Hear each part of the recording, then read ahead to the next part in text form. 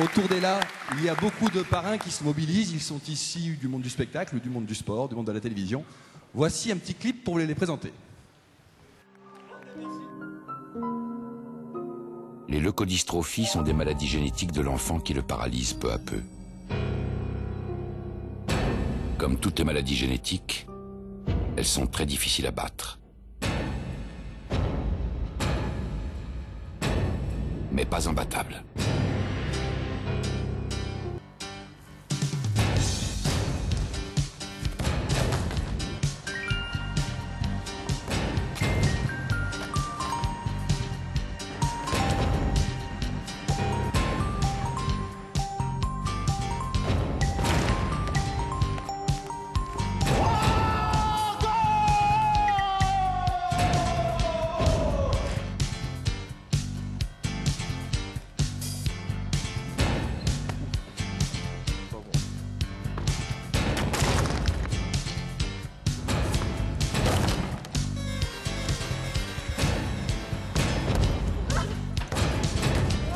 Oh la lucarne.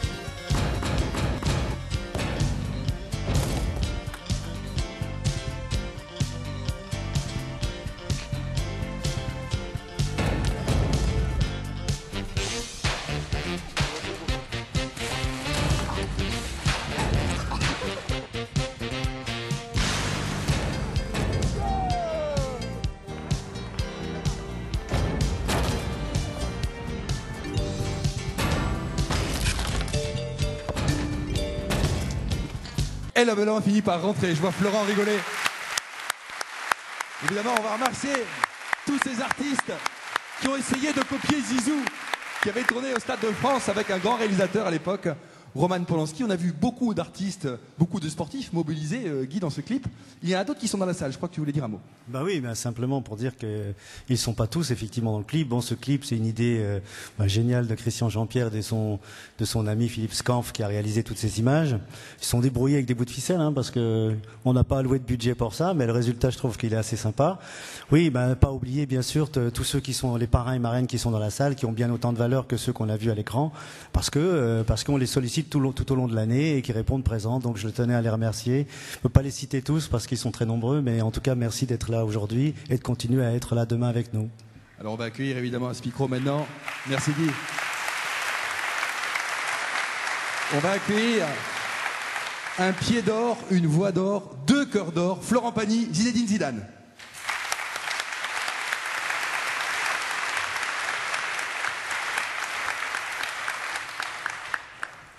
Je vous en prie. Bonjour. Salut. Salut Florent. Oui. Merci d'avoir répondu présent évidemment à l'appel de Guy. Un premier mot sur ce que vous avez vu sur ces images, Zinedine, sur cette 4e. Mais juste avant de revenir sur ça, en fait, je voudrais aussi, comme le disait Guy, pour les marraines et parrains, je voudrais avoir une petite pensée à Sophie qui est toujours là près de nous et qui se mobilise à chaque fois. Donc voilà, j'avais une petite pensée pour elle. Sophie, c'est Sophie Talman qui est là, hein, oui. Qui est venue. Sophie. Merci Sophie. Et ensuite, non, c'est vrai qu'en voyant toujours ces reportages, on a toujours envie de se dire qu'on est là et qu'on a envie de continuer l'aventure et qu'on a envie qu'un jour tout cela s'arrête. C'est pour ça qu'on est là avec Florent et tous les marraines et les parrains.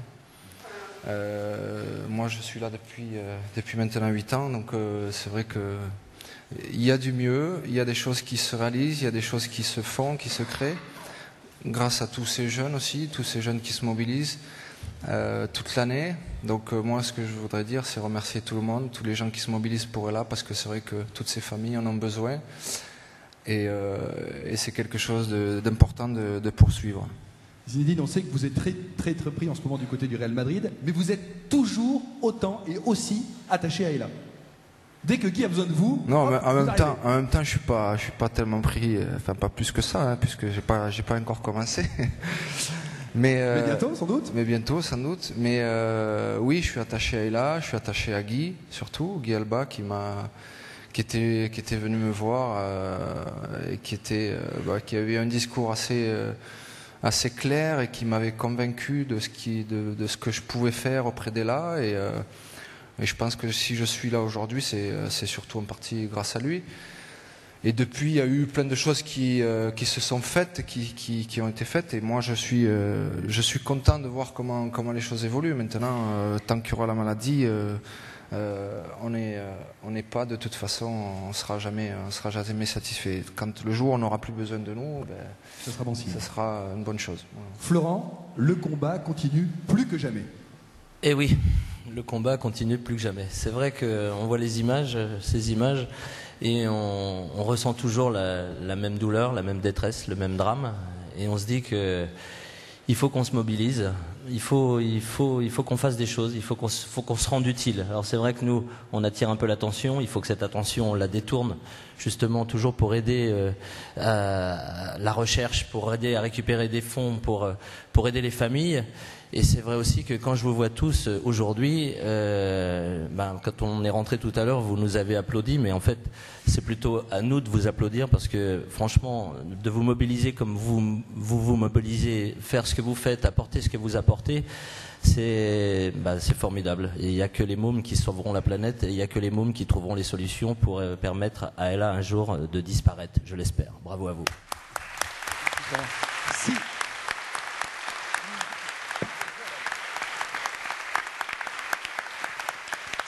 Si vous deviez, Florent, définir en un mot l'esprit de la famille Ella, vous qui jouez avec les mots à longueur de temps, c'est quoi l'esprit de la famille Ella? Elle a été confrontée à deux problématiques. La première, c'était justement suite